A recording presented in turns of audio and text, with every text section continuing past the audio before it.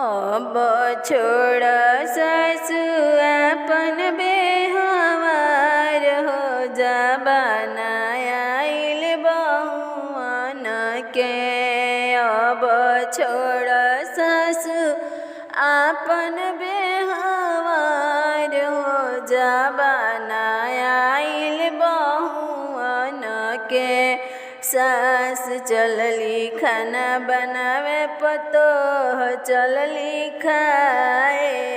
सास चलली खाना बनावे पतोह चलली खाए।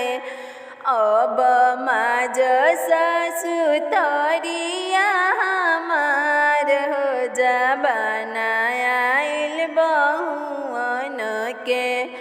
अब माज सासु तू बरतन हो जा बनाइल बहुअन के। अब छोड़ सासु आपन बेहवार हो जा बनाइल बहुअन के। सास चलली बिस्तर लगावे पतोह चलली सूते। सास चलली बिस्तर लगावे पतोह चलली सूते।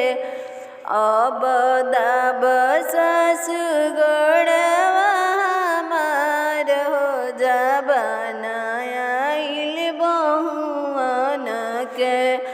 अब दाब सासु गोड़वा हमार हो जा बनाइल बहुअन के।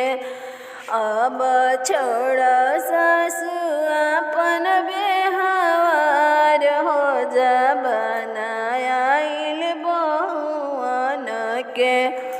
अब छोड़ सासु आपन बेहवार हो जा बनाइल